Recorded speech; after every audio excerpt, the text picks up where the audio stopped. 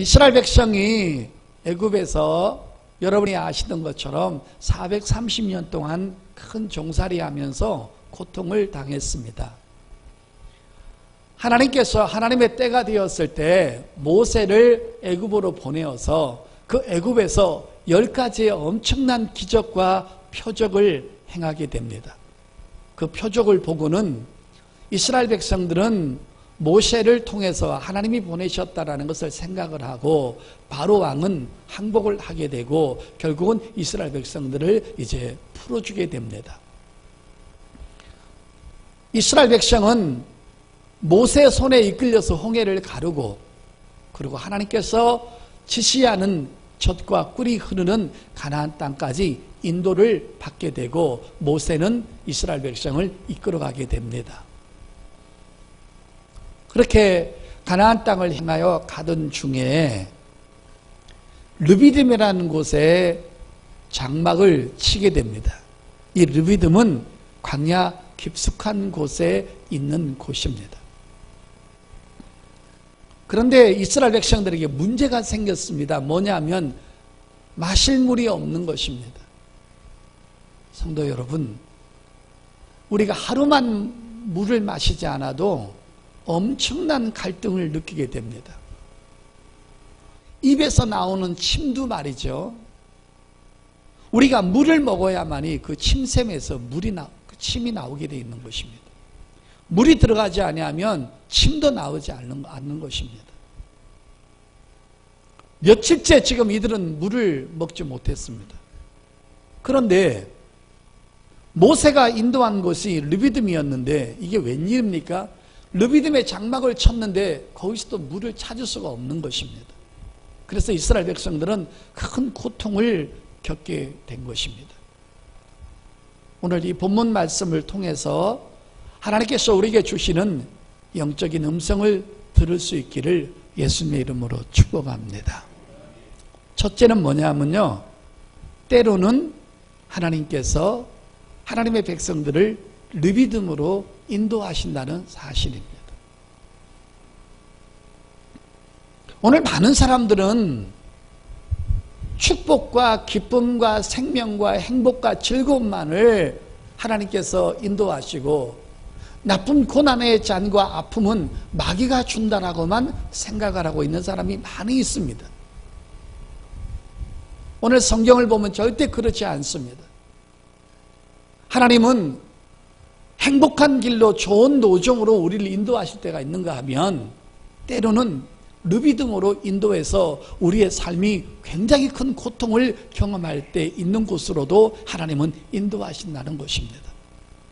여러분, 오늘 말씀을 잘 한번 들어보십시오. 지금 이스라엘 백성들을 이끌어가는 사람은 누구냐면 모세입니다. 그러니까 이스라엘 백성들을 눈앞에 보이는 지도자는 누구냐면 모세입니다. 그런데 모세를 이끌어가는 분은 바로 하나님이시라는 겁니다. 그러니까 하나님은 눈에 보이지 않는다는 것입니다. 그럼 모세가 말입니다, 자기가 알고 있는 길로 마음대로 이스라엘 백성을 이끌어가는 게 아닙니다. 모세도 결국은 하나님의 음성을 듣고 하나님의 지시를 따라서 하나님의 인도함을 따라서 이스라엘 백성들을 이끌어가고 있음을 우리는 성경을 통해서 알 수가 있는 것입니다. 그 성경의 증명을 한번 해보도록 하겠습니다. 오늘 여러분 1절을 보십시오.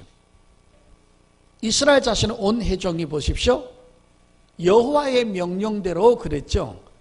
이건 조금 약하니까요, 조금 더 한번 보겠습니다. 민수기 33장 1절 2절 보겠습니다. 모세와 아론의 인도로 대오를 갖추어 애굽을 떠나 이스라엘 자손들의 노정은 이러하니라.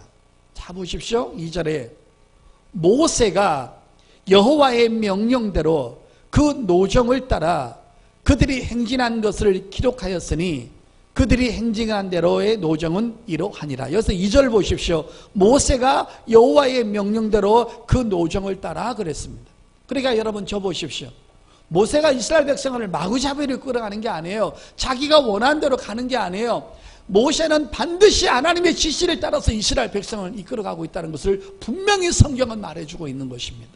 그러니까 르비딤의 장막을 친 것은, 르비딤으로 인도하신 것은 모세가 아니라 결론은 하나님이셨다는 것입니다.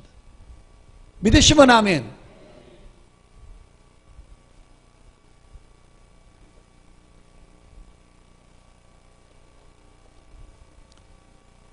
르비딤에 이르렀는데요, 목말라 죽겠는 거예요. 이미 르비딤에 이르기 전서부터 이들은 목이 말랐을 겁니다. 그리고 르비딤의 장막을 치니까 백성들이 어떻게 생각했냐면, 아, 이제 우리 대장 모세가 물 있는 곳으로 인도하신 모양이다. 이제 여기서 우리의 가람을 해결하는구나 하고는 장막을 딱 치고부터 물을 구했는데 르비딤 동네 전체에 물이 없는 것입니다. 지금 죽겠는 것입니다.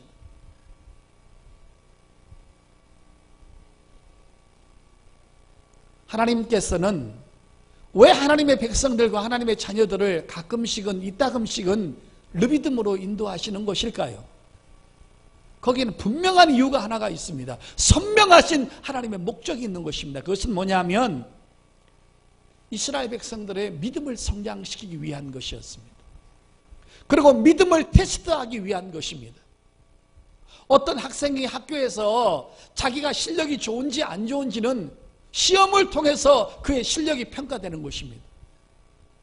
어떤 사람이 어떤 분야에서 실력이 상당히 좋으려면 그 사람은 반드시 그 분야에서 라이센스를 따야 되는 것입니다. 라이센스를 따지 못하면 그 사람은 실력이 없는 것입니다.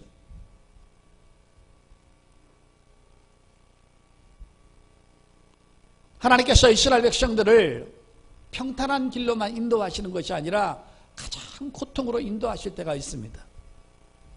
그 고통을 만날 때마다 저들이 믿음이 어느 정도로 성장했는지, 그리고 자신이 얼마나 나약한 존재라는 것을 깨닫고, 그 다음에 전능하신 하나님 말을 전적으로 의뢰하고 신뢰하고 믿고 따를 수 있도록 하기 위해서 하나님께서는 때로는 이스라엘 백성들을 르비딤으로 인도하신다는 것입니다. 하나님의 백성들이 등 따시고 배부르고 아무 문제가 없으면 하나님을 잘 섬길 것 같지만 정말 그렇지 않습니다. 어느 날 질병의 르비딤을 만납니다. 건강했던 내 육체가 적신호가 오게 된 것입니다. 어떤 날 여러분 경제의 르비딤을 만납니다.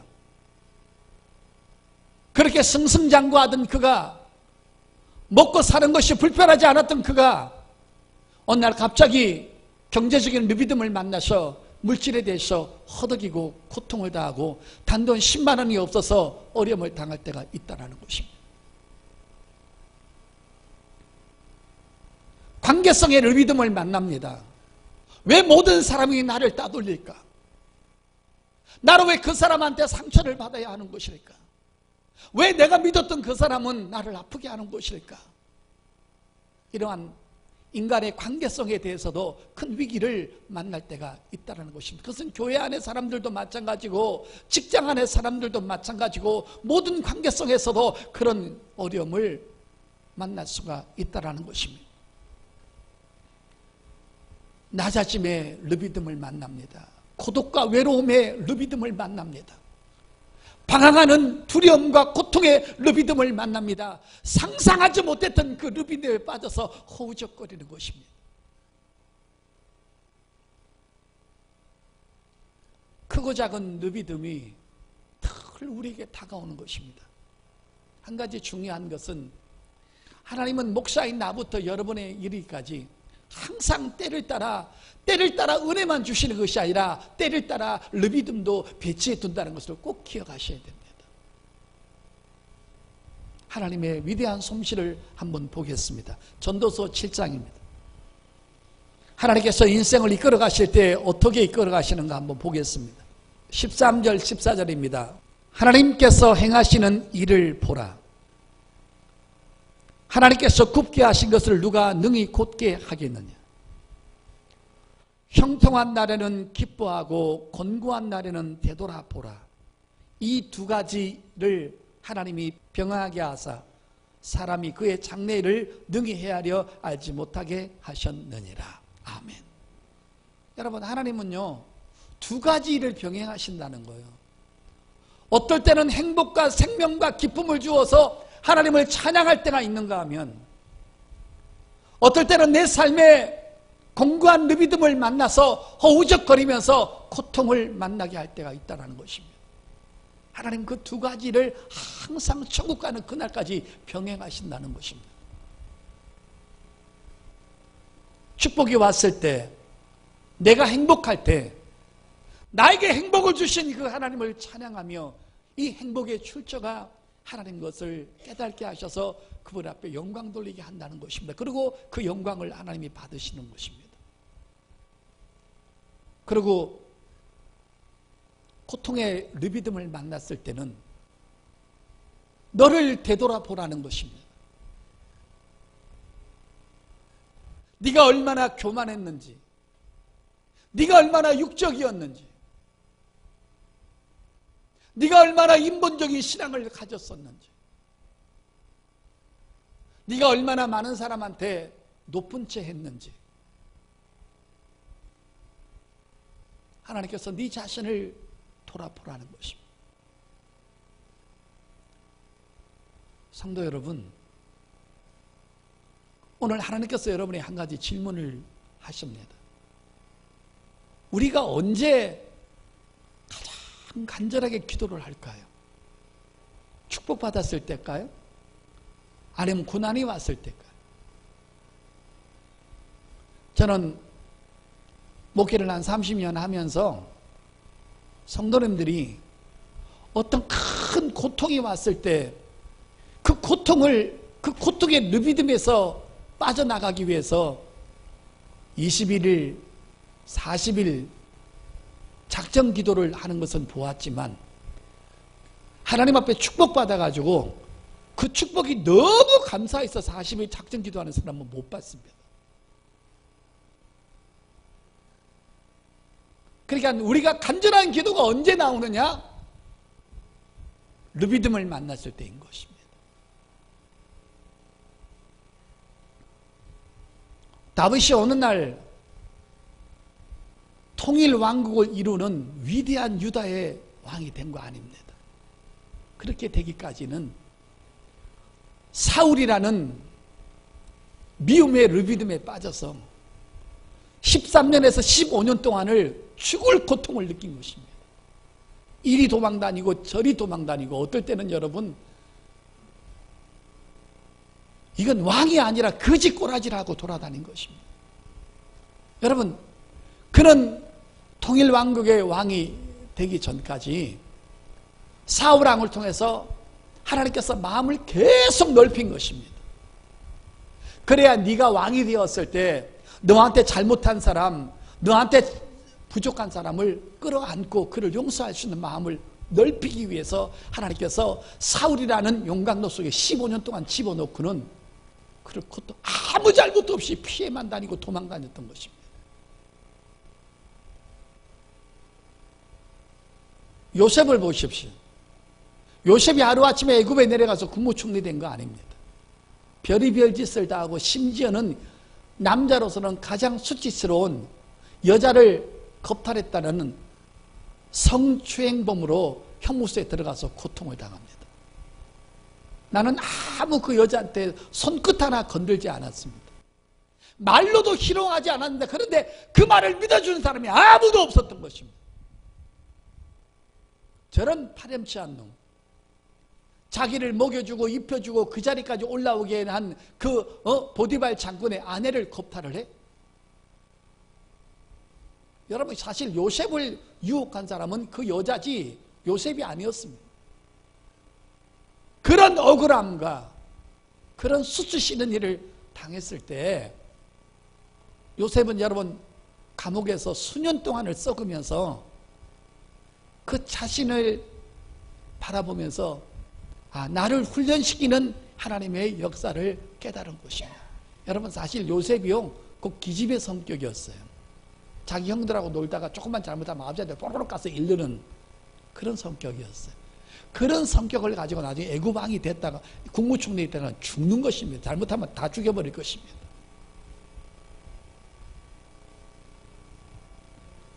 르비딤을 통과할 때마다 깊숙한 기도를 하고 그 르비딤을 하나 통과할 때마다 사람이 성숙해지는 것입니다.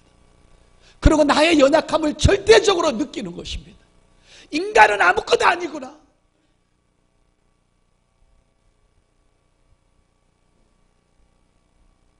교묘한 사람으로 만들어져 가고 섬기는 사람으로 만들어져 가고 용서의 사람으로 만들어져 가고 따뜻한 사람, 친절한 사람은 그냥 나오는 것이 아니라 반드시 르비딤을 한 용광로를 통해서만 만들어지는 것입니다.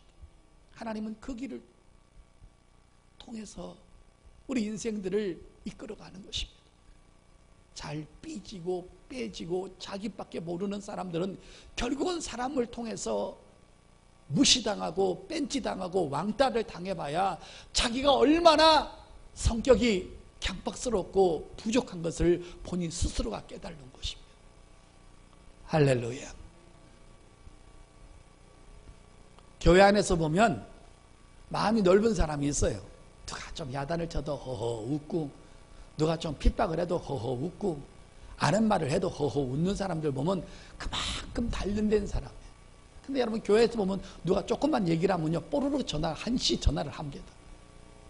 너 이런 말을 했다는데 했어 안 했어? 삼자되면 할 거야 말 거야? 여러분 그런 성깔들이 다 있다라는 것입니다. 성도 여러분, 오늘 이 르비딤을요 잘 보십시오. 누가 우리한테 주냐 하면 마귀도 르비딤을 주고 하나님도 르비딤을 주십니다. 근데 마귀는 원래 악한 자이기 때문에 우리를 완전히 망가뜨리려고, 완전히 멸망시키려고, 완전히 파멸시키려고 르비딤을 파놓습니다. 근데 하나님은 성경 전체 나오는 하나님의 성품 중에 가장 귀한 성품이 하나님은 선하시다는 것입니다. 선하신 분은 절대로 악한 짓을 하실 수가 없다는 것입니다. 그런데 하나님이 르비딤을 주신 이유는 모든 것을 합력해서 선을 이루시기 때문에 그 이유 때문에 르비딤을 만나게 하신다는 것입니다. 하나님은 절대로 우리를 망하게 하지 않습니다. 우리를 멸망의 길로 인도하지 않습니다. 우리를 파멸시키지 않습니다. 우리를 죽이려고, 우리를 때려버리려고, 우리를 버리려고 그 르비딤을 만나게 하지 않습니다.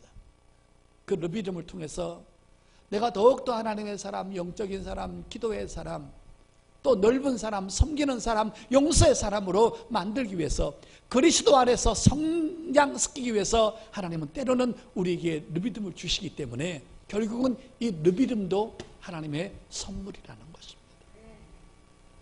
믿으시면 아멘. 어느 날 그렇게 착하고 속썩이고 엄마 말이라면 거역 한 번 안 했던 딸내미가 속을 썩입니다. 복장을 뒤집어 놓고 힘들게 합니다. 여러분, 어느 날 이 집사님이 하나님 앞에 기도하다가 깨닫습니다. 왜 착한 내 딸이 나를 속을 썩일까? 어느 날 깨닫습니다. 혹시 나도 하나님 마음을 아프게 한 게 있구나.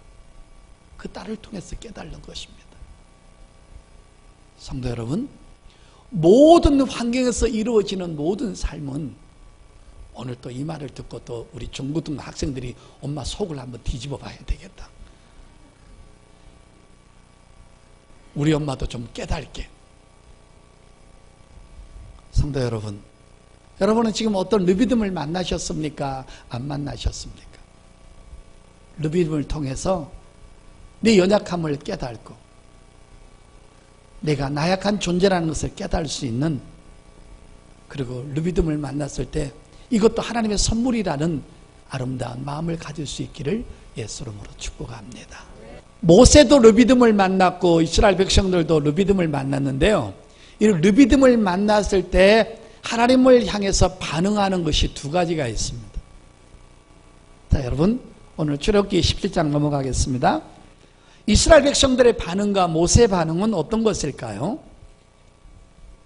자, 2절 보겠습니다. 백성들의 반응입니다.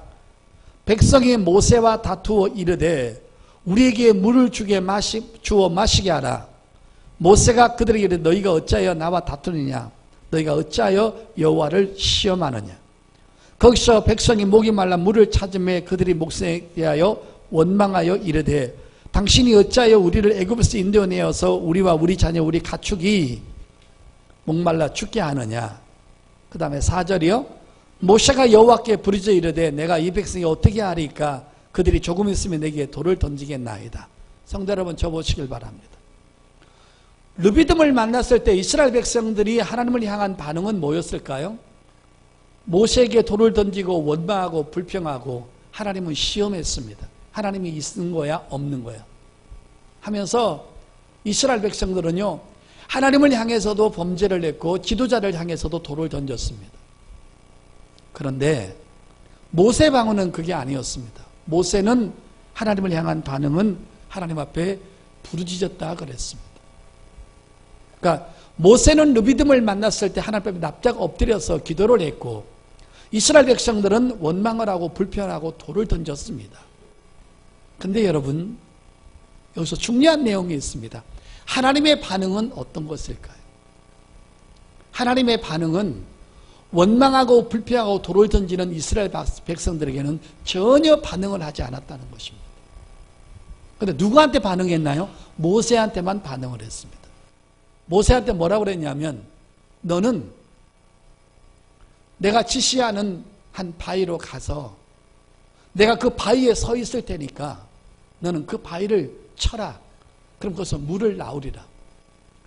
아주 자세하게 주님 하나님께서 알려주셨어요.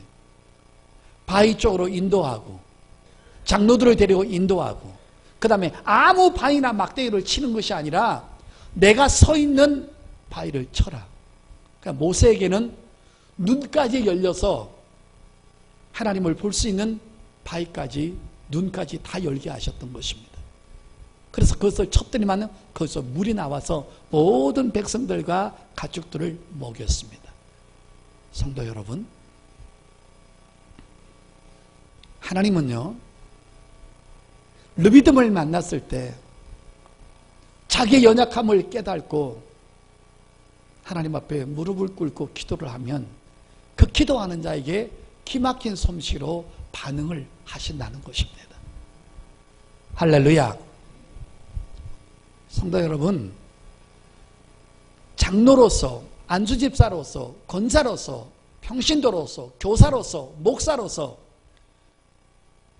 천국 가는 그날까지 르비딤은 늘 우리에게 찾아옵니다. 성도 여러분, 르비딤이 없으면 모든 인간은 타락합니다.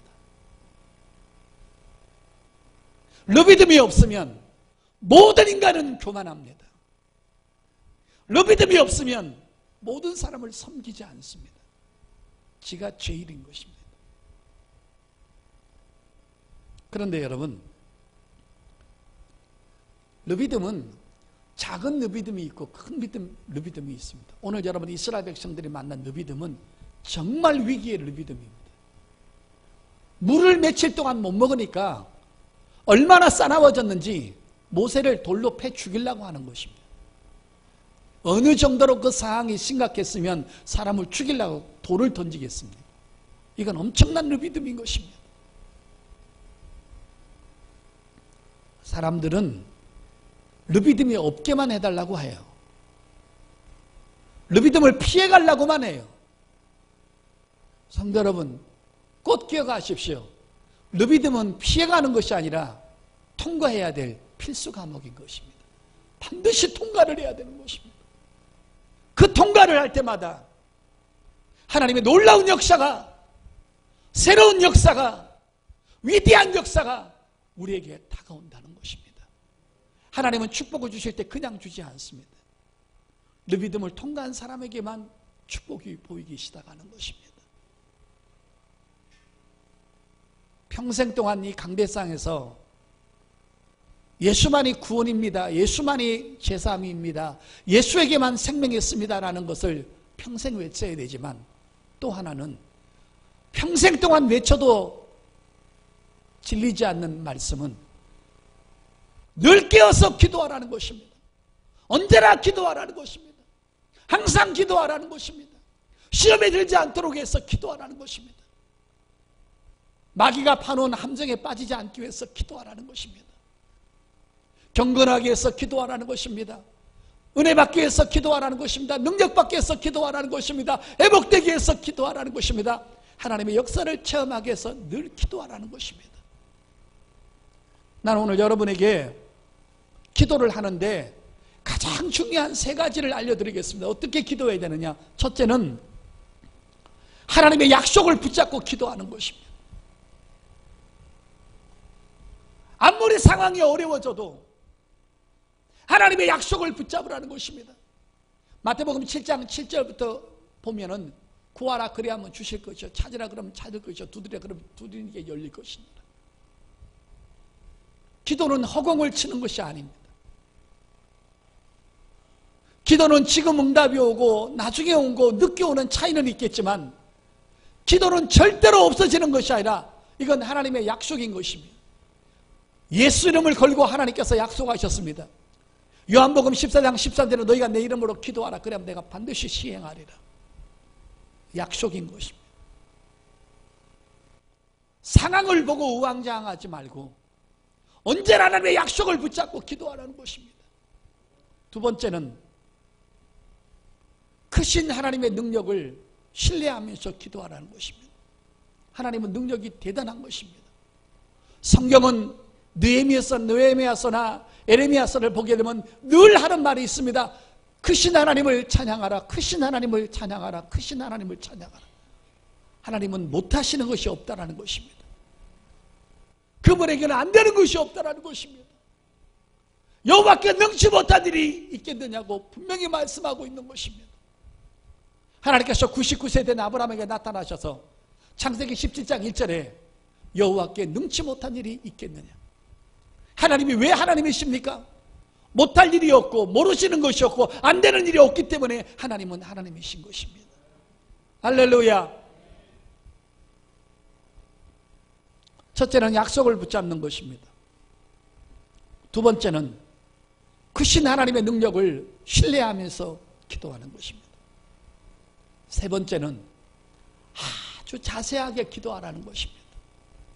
기도를 덤핑으로 하지 말라는 것입니다.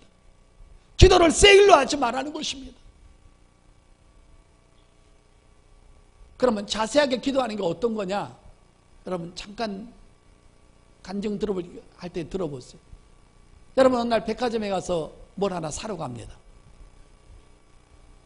하나님, 그런 것도 기도하실까요, 여러분이?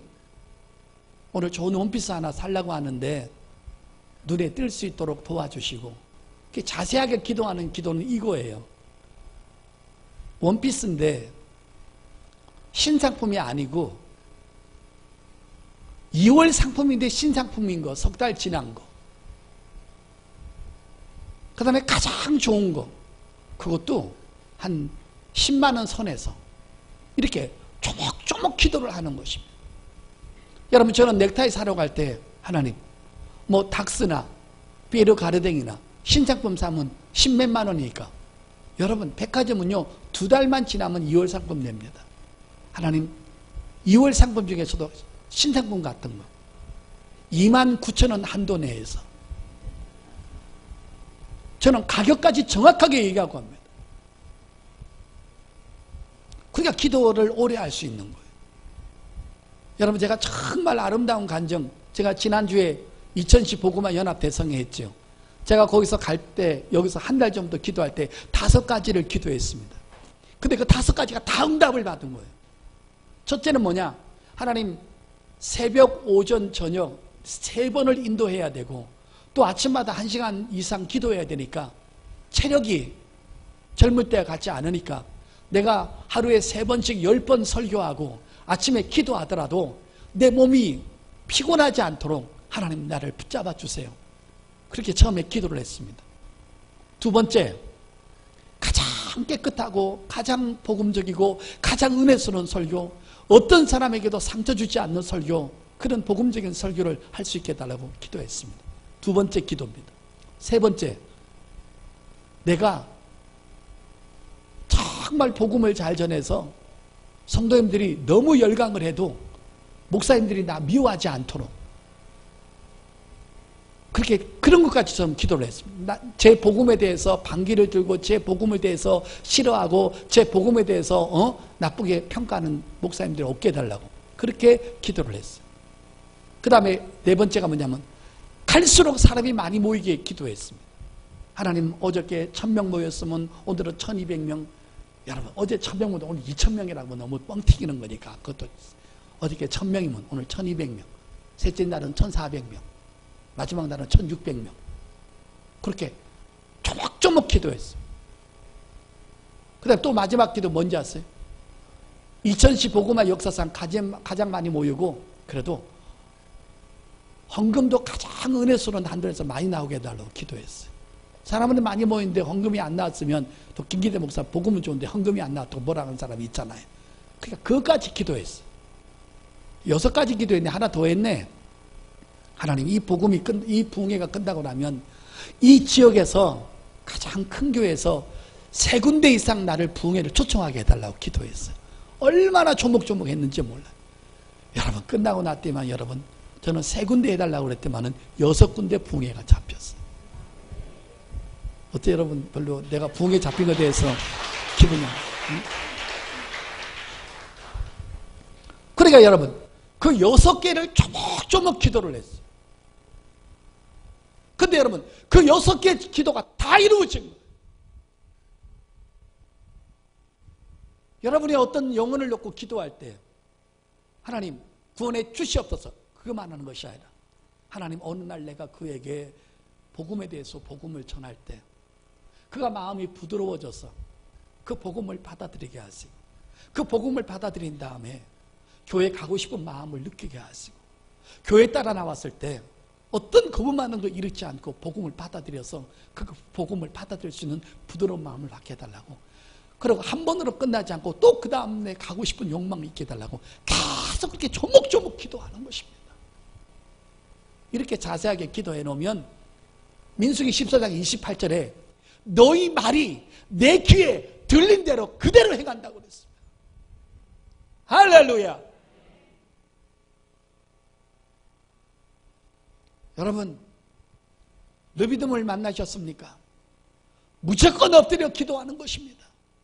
아주 자세하게. 성경 마지막 찾겠습니다. 시편 33편입니다. 20절부터 22절입니다. 우리 영혼이 여호와를 바라며 그는 우리의 도움과 방패시로다. 르비딤에서 건져내시는 분이시죠. 우리 마음이 그를 즐거워하며 우리가 그의 성호를 의지하였기 때문이로다. 여호와여, 우리가 주께 바라는 대로 주의 인자하심으로 우리에게 베푸소서. 아멘. 우리가 바라는 대로, 내가 기도한 대로, 내가 마음먹은 대로, 내가 2000시 기독교 복음화성에서 6개를 기도를 했는데 우리가 바란 대로 기도한 대로 다 응답하신 것처럼, 기도는 어려운 것이 아닙니다. 가장 친한 분한테 그냥 자기 속을 털어놓은 것처럼 사람한테 털어놓지 말고 하나님 앞에 털어놓으라는 것입니다. 성도 여러분, 르비딤을 통과할 때마다 늘 하나님을 찾으셔서 모세 반응처럼 하나님 앞에 찾아가셔서 기도의 반응을 보이시면 하나님은 가장 아름답고 선한 것으로 보답하시고 우리를 이끌어 주실 줄 믿습니다. 여러분, 늘 깨어서 기도하는 저와 여러분 될 수 있기를 예수 이름으로 축복합니다.